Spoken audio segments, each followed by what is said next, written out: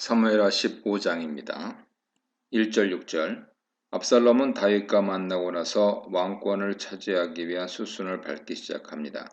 비록 형식적인 만남이었고 부자간의 관계를 회복한 것은 아니지만 대외적으로는 왕으로부터 사면을 받고 왕자의 지위를 회복한 것으로 보이게 행동합니다. 장자 암논이 죽었기에 그는 왕위 계승서열 일이었습니다. 압살롬은 자신에게 왕이 될 자격이 있다는 것과 왕자로서의 위엄을 보이기 위해 병거와 말들과 50명의 호위병을 앞세워 어디를 갈 때든지 대동하고 다녔습니다. 아버지의 지지를 받지 못할 것을 알았기에 백성의 지지를 받아 반역을 도모하려고 마음먹은 것이죠. 압살롬이 반역을 위해 준비한 또 한 가지 일은 다윗에게 재판을 받으러 오는 사람들을 가로채는 것이었습니다.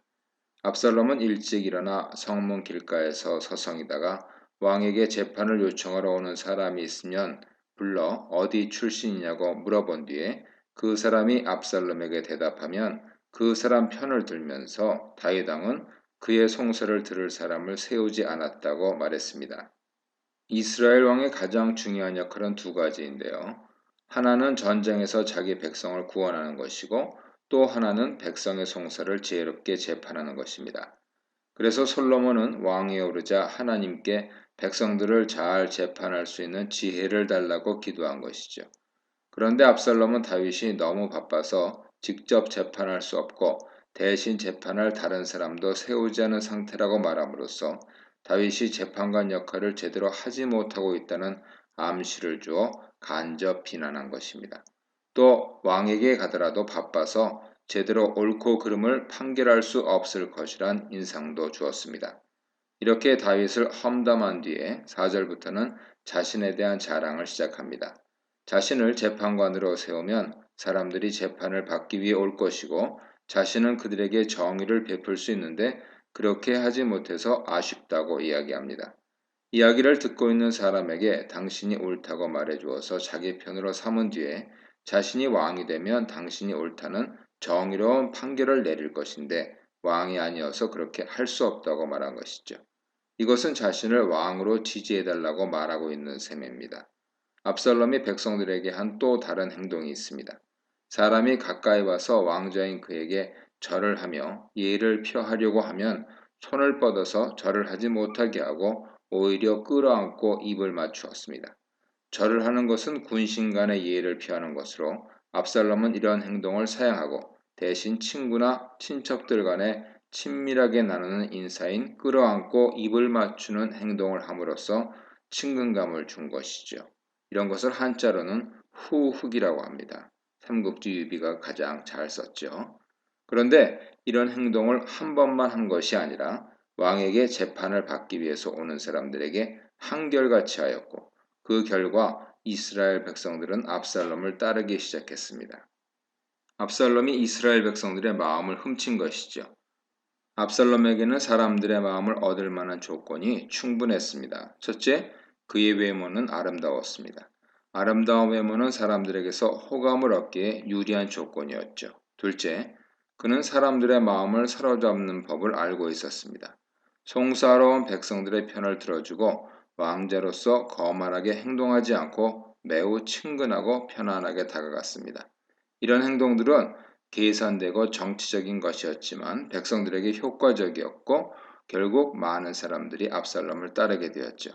압살롬이 백성들과 끌어안고 입을 맞춘 것처럼 다윗이 돌아온 압살롬을 친근하게 대했다면 압살롬이 다윗을 향해 반역을 일으켰을지는 의문입니다. 7절 9절입니다. 이렇게 압살롬이 백성들의 마음을 훔치면서 예루살렘에서 4년을 지냈고 어느 정도 힘을 얻게 되자 그는 반역을 위한 구체적인 행동에 들어갑니다. 먼저 다윗에게 헤브론에 가서 자신이 여호와께 서원한 것을 갚겠으니 보내달라고 요청합니다. 그 술에 있는 동안 여호와께서 자신을 예루살렘으로 돌아가게 하시면 여호와를 섬기겠다고 서원했다고 했습니다.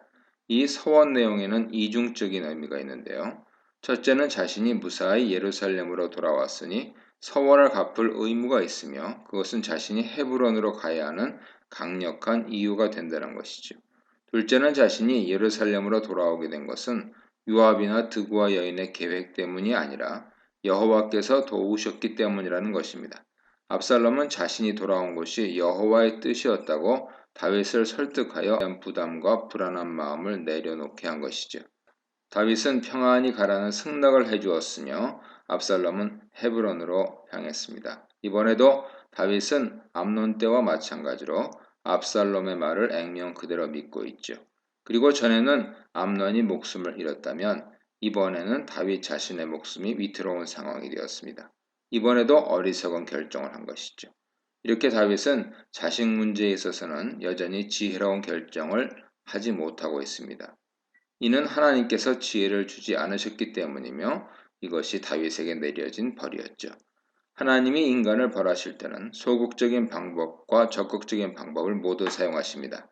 직접 개입하지 않고 악한 본성과 마음의 욕심대로 살도록 내버려 두실 때도 있고 적극적으로 재앙을 내려서 벌하실 때도 있습니다. 우리는 후자를 더 두려워하고 어려움을 만나면 하나님의 벌일지 모른다고 여기며 두려워합니다. 하지만 더 무서운 벌은 우리의 어리석음을 따라 살도록 내버려 두시는 것일 수도 있습니다. 이때는 자신이 벌을 받고 있다는 사실을 모를 수 있으며 회개할 기회마저 얻지 못하고 죄의 흐름에 따라 흘러가다 멸망할 수도 있기 때문이죠. 그러므로 우리가 악한 행동을 하는데 아무 제재가 없다면 혹시 나를 내버리신 것은 아닌지 심각하게 고민해 봐야 할 것입니다. 압살롬이 헤브론으로 간 것은 그곳이 유다 지파의 본거지이자 다윗이 처음 왕권을 얻었던 곳으로 다윗의 후계자로서의 모습을 부각시키기 좋은 장소이기 때문입니다. 12절입니다.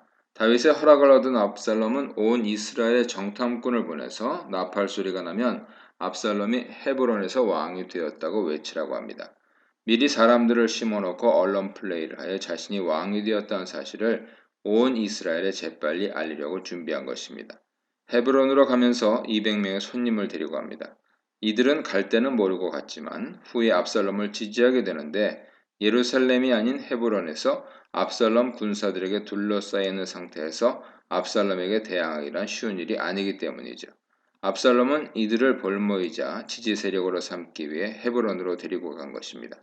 마지막으로 그는 사람을 보내서 다윗의 참모인 길롯 사람 아히도벨을 데려옵니다.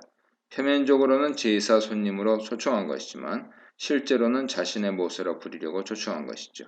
이에 아히도벨은 압살롬 편에 서게 됩니다. 그런데 아히도벨은 밧세바의 할아버지이며 다윗과 인척 관계에 있는 사람인데 왜 다윗을 버리고 압살롬 편에 섰는지는 본문에서 언급하고 있지 않습니다. 다만 아히도벨의 등장으로 압살롬의 반란은 다윗이 밧세바와 간통하고 그녀의 남편 우리아를 죽인 것과 연결되어 있다는 사실이 다시 한번 드러납니다.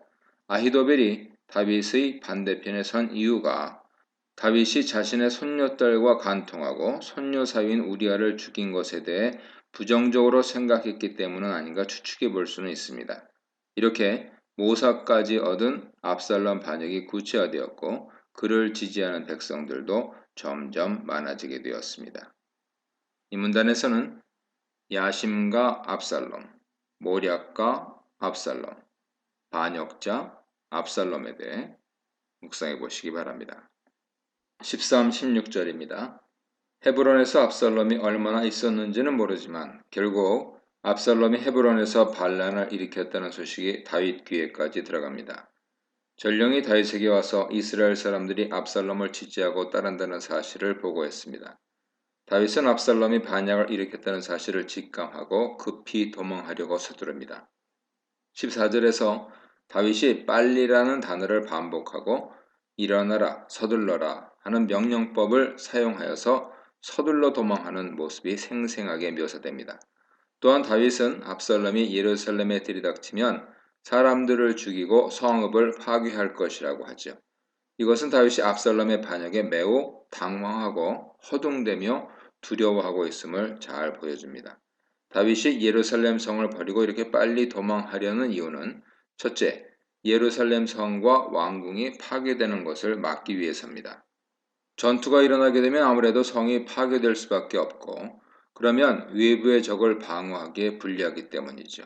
둘째, 다윗이 현재 예루살렘에서 가지고 있는 전력으로는 압살롬 군대를 감당하기 어렵기 때문입니다. 요압이 이 장면에 등장하지 않는 것을 볼 때 다윗의 최강 부대인 요압 부대는 현재 예루살렘이 아닌 다른 지역에 있는 것으로 보입니다. 다윗은 후에 마하나임에 가서 그곳에 주둔한 부대와 자신이 이끈 부대를 합친 후에 압살롬과 싸울 태세를 갖추지요. 다윗이 서둘러 도망하자 신하들도 다윗을 따르겠다고 나섭니다. 왕이 선택하는 대로 자신들도 따르겠다며 충성을 다짐합니다. 다윗은 자신의 모든 가족을 데리고 가는데 다만 후궁 10명은 남겨두어 왕궁을 지키게 하죠. 10명의 후궁을 남겨둠으로써 자신은 비록 도망가지만 예루살렘이 여전히 자신의 집이라는 사실을 표시한 것입니다. 하지만 이 결정은 10명의 후궁에게는 잔인하고 비인간적인 처세였습니다. 그들은 압살롬이 예루살렘을 정복한 후에 그가 예루살렘의 새로운 주인이 되었다는 사실을 증명하는 도구로 사용되었고 결국 하나님 심판이 성취됩니다. 후에 다윗은 예루살렘을 탈환한 뒤에 이 힘없는 후궁들을 가두는데 이들은 압살롬에게 강간당하고 다윗에게 버림받음으로써 다윗의 딸이자 압살롬의 누이인 다말과 같이 비참한 인생을 보내게 됩니다. 이것을 보면 다윗과 압살롬은 힘없는 여성들을 권력을 획득하거나 유지하는 수단으로 이용한 점에서 서로 많이 닮았죠. 다윗은 첫 부인 미갈과 10명의 첩을 이용하였고 압살롬은 자신의 누이인 다말과 10명의 첩을 이용했습니다. 17, 18절입니다. 다윗 왕이 예루살렘을 떠날 때 그를 따르던 백성들도 함께 따라 나섭니다. 그리고 제일 먼저 벳메르하게 도착하는데 이곳은 예루살렘 외곽 끝에 있는 궁전이며 문자적으로는 먼 집이란 뜻입니다. 개역개정에서는 지명으로 번역하고 있지만 대부분의 영어 번역은 예루살렘에서 가장 마지막에 머무를 수 있는 집으로 번역하고 있습니다. 다윗과 그를 따르는 사람들은 이곳에서 광야로 들어가기 전에 남아있는 사람들과 군사를 점검합니다. 18절은 다윗 곁에 있는 사람들의 명단이죠. 그렛 사람과 블렛 사람들은 이스라엘 정규군이라기보다는 다윗을 섬기는 용병 집단입니다.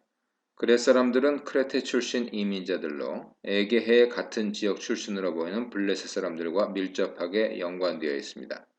블레셋 사람들의 지방인 가드에서 온 모든 가드 사람 600명은 다윗이 왕위에 오르기 전에 조직한 600명의 군사와 동일한 숫자지요. 하지만 이들은 다윗의 군대와는 다른 사람들로 가드에서 온 직업 군인들입니다. 가드는 다윗과 개인적인 친분이 있는 곳으로 다윗이 왕이 된 후에도 가드와는 계속해서 친분을 유지한 것으로 보입니다. 다윗이 이끄는 호위들을 보면 이스라엘 백성으로 이루어진 군대가 아니라 이방 민족으로 이루어진 용병들로 구성되어 있습니다. 현재 다윗은 비록 이스라엘의 왕이지만 이스라엘 백성의 호위를 받는 것이 아니라 이방 민족의 호위를 받고 있는 매우 서글픈 상황에 처한 것이죠. 19, 21절입니다. 이 단락은 18절과 연결되어서 가드 사람 이때에 대해 좀 더 자세히 설명합니다. 다윗은 자신을 따라온 가드 사람 이때에게 왜 자신과 같이 가리었느냐고 물으면서 이제 쫓겨난 신세가 되었으니 가드 왕에게 돌아가 그를 섬기라고 말합니다. 가드 사람들은 다윗에게 고용된 용병 집단으로 이들은 돈으로 자신들을 고용한 사람을 위해 싸울 뿐이지 누군가에게 충성심을 갖는 사람들이 아닙니다. 다윗이 왕위에서 쫓겨나면서 다윗에게 고용된 이들도 이스라엘에서 쫓겨난 신세가 된 것이지요. 돈을 받고 싸우는 이들에게 현재 다윗이 충분한 대가를 줄 수 있는 것도 아니었습니다. 그래서 다윗은 이들에게 가드로 돌아가 가드 왕을 섬기라고 말한 것입니다. 다윗은 그들이 여기 온 지 얼마 되지 않았고 자신은 이제 정처 없이 돌아다녀야 하니 이때에게 가드 사람들을 모두 데리고 돌아가라고 말합니다. 그리고 은혜와 진리가 있기를 기원해 주는데 은혜와 진리 즉 헤세드와 에메트는 여호와께서 언약 백성들을 신실하게 대하실 때 사용하는 용어고 다윗은 암시적으로 여호와의 축복을 빌어준 것이죠. 그런데 이런 다윗의 말은 진심이 아니라 가드 사람 이때를 시험하기 위한 것이었습니다. 다윗은 현재 아들에게 생각지도 못한 반역을 당한 상황이기 때문에 곁에 있는 자들의 충성심을 확인하고 싶었던 것입니다. 자기 곁에 있다가 언제든 돌변하여 압살롬의 편을 들지 않을 거라 장담할 수 없는 상황이기 때문이죠. 이런 다윗의 말에 이때는 여호와의 살아계심과 왕의 살아계심을 두고 왕이 있는 곳이면 어디든지 사나 죽으나 함께 하겠다고 맹세합니다.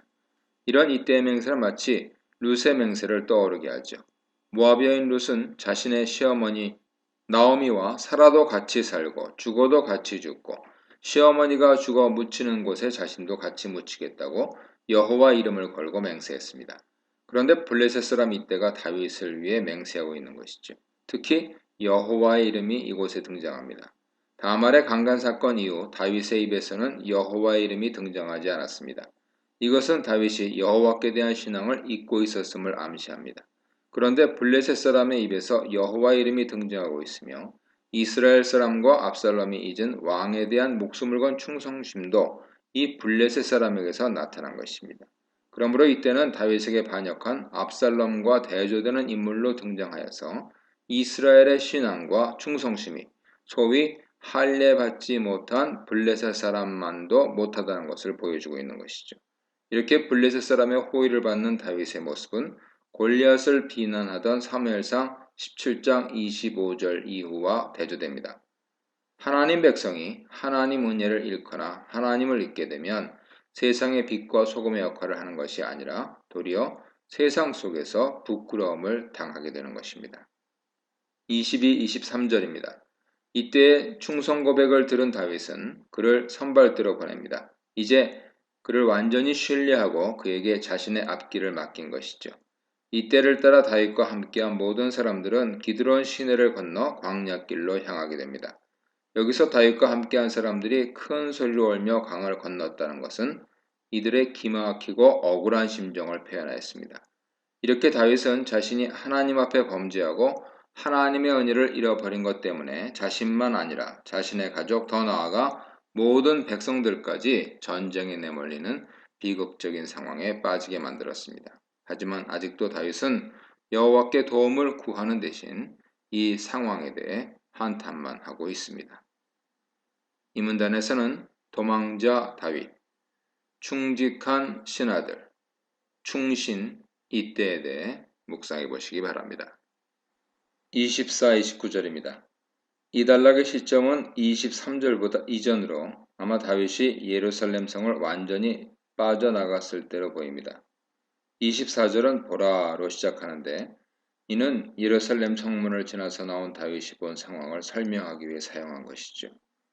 보라로 번역하는 신내는 이야기가 진행되다가 화자 시점에서 등장인물 시점으로 바뀔 때 종종 사용합니다. 여기서 다윗 시점으로 전환된 것이죠. 사독과 언약궤를 맨 레위인들이 언약궤를 내려놓은 상태로 있었고 아비아달은 다윗을 맞이하기 위해 성문 앞에 올라가 있었습니다. 이들은 언약궤를 가지고 다윗을 따라가기 위해 미리 준비하고 기다리고 있었던 것이죠.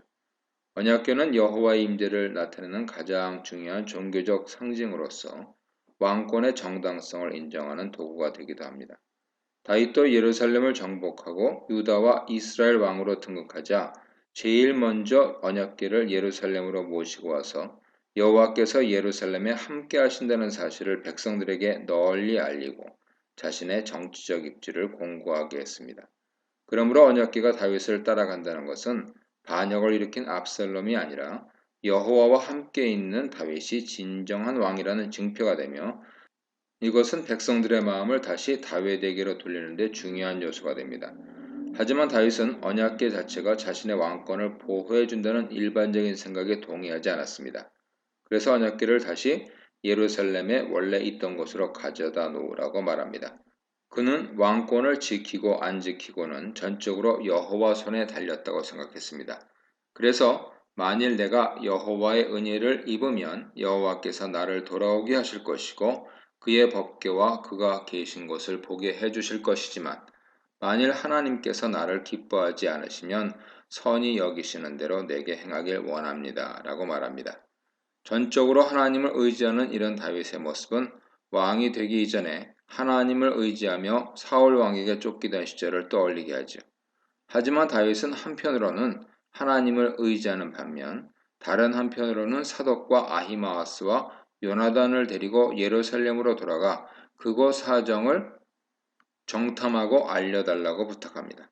제사장들을 이용해 예루살렘 정보를 얻기 위한 연락망을 만들어 놓은 것이죠. 여기서 이름이 언급된 두 아들이 다윗에게 정보를 전달하는 연락책입니다.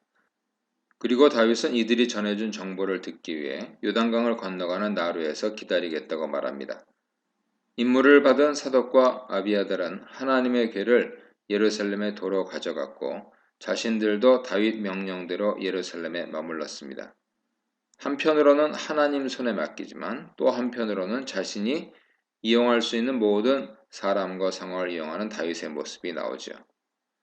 이 두 가지가 상반되거나 모순된 것은 아닙니다. 결국 인간이 노력하더라도 그 일을 성취하시는 이는 하나님이시기 때문입니다. 사람이 취할 수 있는 가장 좋은 자세는 자신이 할 수 있는 데까지 최선을 다하고 결과는 온전히 여호와 손에 맡기는 것이죠. 30, 31절입니다. 다윗 일행은 예루살렘에서 나와 맞은편에 있는 감람산으로 올라가는 동안 머리를 가리고 울며 올라갔고 특히 다윗은 머리를 가린 채 맨발로 울며 올라갔습니다. 이들은 다윗이 왕위를 빼앗기고 도망가는 수치스러운 상황에 대해 애곡하며 감람산으로 올라간 것입니다. 이런 모습은 다말이 암논에게 강간당한 후 옷을 찢고 머리에 재를 쓰고 손으로 머리를 가리고 울부짖으며 집으로 돌아간 모습과 비슷합니다. 다윗은 다말이 당했던 수치를 동일하게 경험하며 다말과 동일하게 쓰디쓴 아픔을 겪고 있는 것입니다. 다윗은 압살롬과 함께 반역을 일으킨 사람들 중에 아히도벨이 있다는 소식을 듣게 됩니다. 이 소식을 들은 다윗은 여호와께 아히도벨의 모략을 어리석게 만들어 달라고 기도합니다. 이 기도는 다윗이 하나님께 대한 믿음을 회복하는 결정적인 부분으로 그는 다시 하나님을 의지하기 시작했습니다. 사무엘하 16장 23절에서 아히도벨이 베푸는 계략은 사람이 하나님께 물어서 받은 말씀과 같은 것이라고 표현하고 있는데 이런 화자 설명처럼 아히도벨은 당대 모든 이스라엘 사람들이 인정하는 모세였습니다. 그렇기 때문에 다윗은 아히도벨이 압살롬을 돕는다는 정보를 듣고 상황이 더욱 어렵다는 것을 알게 되었고 아히도벨의 모략에서 자신을 구해주실 분은 오직 여호와밖에 없다는 것을 깨닫게 된 것이죠. 이렇게 자신의 전적인 무능을 깨달은 순간 다윗은 다시 여호와께 의지하며 기도한 것입니다. 이렇게 사람은 힘이 있고 높은 자리에 있으면 무슨 일이든 자기 생각과 힘으로 하려고 하며 실제로도 힘없고 가난한 사람보다 자신의 힘으로 할 수 있는 것이 많아 보입니다. 그렇기 때문에 힘이 있고 강한 자들은 점점 더 하나님의 도우심을 구하지 않게 되며 하나님을 주인으로 섬기지 않게 되죠. 그렇기 때문에 예수께서 가난한 자는 복이 있나니 천국이 그들의 것이라 말씀하신 것입니다. 가난한 자야말로 하나님을 의지하며 사는 진정한 하나님 백성이기 때문이지요. 32, 37절입니다. 다윗이 기도한 후에 하나님을 경배하는 제단이 있는 곳에 이르렀을 때 그곳에서 후세를 만납니다. 후세는 옷을 찢고 머리에 흙을 뒤집어 썼는데 이는 다윗과 동일하게 애도하는 모습으로 후세가 다윗 편이라는 것을 알려줍니다. 후세가 이곳에 있는 것은 다윗과 함께 가기 위한 것이지만 다윗은 그를 보자 자신과 같이 가는 것이 오히려 자신에게 짐이 된다고 말하면서 다시 돌아가서 압살롬에게 복종하는 것처럼 하면서 자신을 위해 아히도벨의 모략을 깨뜨려 달라고 부탁합니다. 다윗은 여호와께 기도한 후 후세를 만나는 순간 하나님께서 자신의 기도에 응답하셔서 후세를 통해 아히도벨의 모략을 깨뜨려 주실지도 모른다는 생각을 한 것이죠. 그리고 후에 하나님께서는 정말로 후세를 통해 아히도벨의 모략을 깨뜨리십니다. 이것을 보면 다윗과 후세 만남은 우연이 아니라 하나님의 섭리입니다. 다윗은 후세에게 예루살렘에 있는 제사장 사독과 아비아달이 자신의 편이라는 것을 알려주면서 어떤 정보가 생기면 이들을 통해 알려달라고 부탁합니다. 이렇게 다윗은 예루살렘을 떠나면서 믿을 만한 사람들에게 정보 역할을 부탁하고 촘촘한 연락망을 짜놓습니다. 37절에서 화자는 후세를 다윗의 친구라고 표현하는데 이것은 이후에 그가 압살롬 편을 드는 것처럼 보이더라도 그의 진심은 다윗 편이라는 것을 미리 독자들에게 확실히 알려주기 위한 것입니다. 다윗의 친구인 후세는 다윗의 요청을 받아들여 다시 예루살렘으로 돌아갑니다. 얼마 후 압살롬이 예루살렘을 점령하고 들어왔을 때 후세는 다윗 부탁을 충실히 이행하죠. 그는 정말로 다윗의 믿음직한 친구였던 것입니다.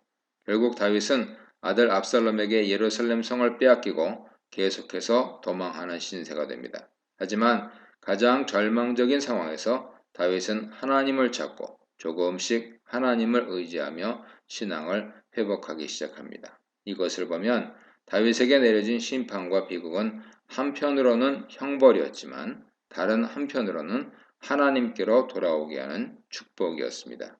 하지만 다윗으로 인해 그의 자녀들과 이스라엘이 겪어야 했던 고통은 결코 간과해서는 안 되며 여기서 우리는 하나님을 떠나 죄를 짓지 않는 것이 나와 가정과 사회 모두가 행복할 수 있는 길임을 기억해야 합니다. 이 문단에서는 법궤보다 여호와 하나님을 의지하는 다윗, 충신 사독과 아비아달과 후세, 변절자 아히도벨에 대해 묵상해 보시기 바랍니다.